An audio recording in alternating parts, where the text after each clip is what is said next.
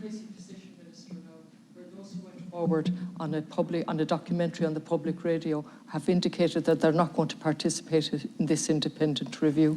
And we have a review being set up to look at whether the current legitimate frameworks and policies are effective. Clearly they're not. That's why the Women of Honour had to go on the radio to independently assess whether there's a pervading culture in the workplace, whether it's fully aligned with dignity. Clearly it wasn't.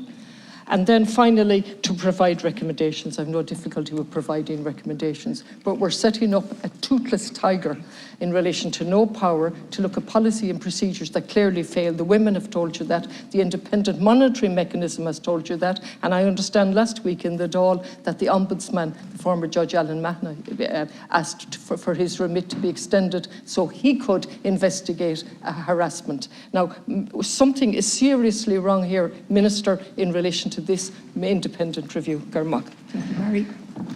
Minister, why did the Women of Honour feel that they had no alternative but to walk out of a meeting with you on Tuesday? Do you agree, 1 week after all of the speeches in this House about a new culture of tackling sexism, tackling misogyny, that this is really, really not a good look for you and not a good look for your government? The women didn't just leave the meeting quietly. They said afterwards they felt blackguarded and disrespected.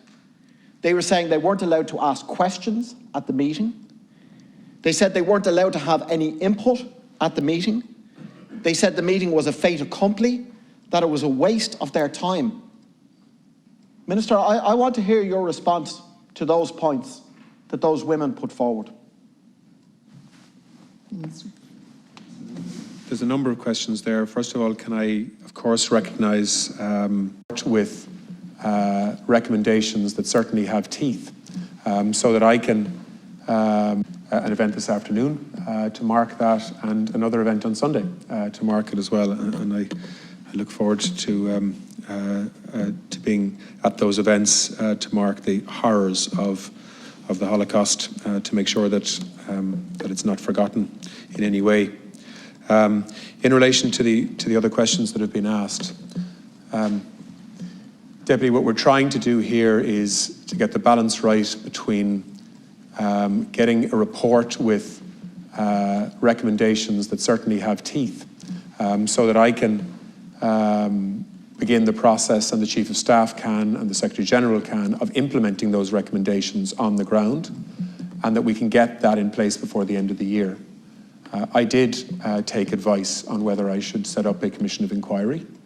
I was advised against that by a number of people that are very credible in this space, and many have endorsed the approach that I'm now taking and have advised on the journey to get there. I of course regret the fact that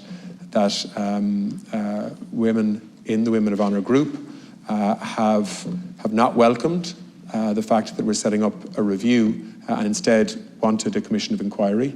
I hope that the Women of Honour group will talk to Judge O'Hanlon and her review group, and will get reassurance from that. But can I just say, both to them and to everyone in this House, if the independent review makes a recommendation for setting up a commission of inquiry or some other structure to deal with historical cases or the need for compatibility to get answers in certain areas, we will act on that, and we'll have those recommendations before the end of the year. My fear was, I have to say, that if we had set up a commission of inquiry, that the process would become a legal process very quickly, and may well have been put into a process that went on for 2 or 3 years, and that I wouldn't be back to this House with recommendations before the end of the year to act on. My motivation and bona fides here is solely on the basis of listening to all of the groups that I've spoken to. It's driven by a duty of care that I have to the 600 women who are employed in the Defence Forces today, who are very anxious that I would get on with this job of reform and get recommendations. And I certainly do not want to try to drive any form of division. I have absolute respect for the Women of Honour. We met for an hour and then the meeting concluded. I am available at any point to meet the Women of Honour group again, should they want to meet, and to answer any questions that they may have.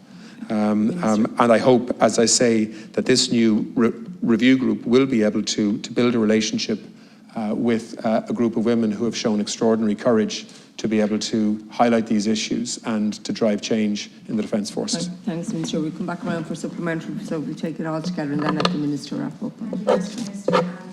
I think it's just so important when somebody makes a complaint about harassment or indeed any other form of bullying or other unwanted activity, that they have the capacity to have that raised and heard and acted upon quickly. And to my mind, speed is one of the important factors in this, being heard, having the access to justice and having it resolved quickly. And thank you for your response. Deputy O'Dowd. Minister's availability, his commitment obviously to meet with the Women of Honour and also to engage with the chairperson. I feel that we all want the same thing. We want change, we want accountability, and we want it sooner rather than later. But I think we need to ensure that the Women of Honour are satisfied that if the recommendation, in my view, and obviously I don't speak for them at all, but if I were to attend such a chairperson, if I had a commitment that they would look at it objectively, which they will, and if they made that recommendation, that it could be a parallel process, because some of the things you're talking about are different to what a commission of inquiry could actually look at, particularly historic circumstances or individuals or processes or things that were separate to the changes that are needed now and into the future. So I think there's room for negotiation and action there as well. Thank you. Deputy Connolly. Register on the Dáil record that I have the most serious concerns about what's happening. Number one, I have no concerns about the judge, and don't waste my time telling me how good the judge is. I know the judge, and that goes without saying. My difficulty is in relation to setting up an independent review with no power, no terms of reference published, and the ones that we know from your press release beggar belief that we would look at strategies and policies that we know has utterly failed. That's an insult. And then we talk about in your press release that witnesses can come forward. Now, we've seen how witnesses came forward to the formal commission of inquiry with all the problems that entailed. Will the witness testimony, how will it be treated when it comes forward? Will their experiences be recorded? Will it be quoted in the report and so on? That was a little bit onto your press release. Where are the terms of reference? Who's had an input into them? Can we see what they are? Can we come back to them? And setting up a review with no statutory authority and then have TD stand up and say, we need urgent action. The urgent action never happened. There's a litany of utter failure by the system and the governance that's there. We want to know why that happened, not look at idiotic policies that were never enforced. Why? How did this happen? Thank you. Deputy Barry. You know how serious these allegations are. For example, one woman with 31 years service says that 27 of those years were stained with harassment, bullying, and inappropriate remarks. She also says that she suffered an attempted rape. These women want a statutory inquiry.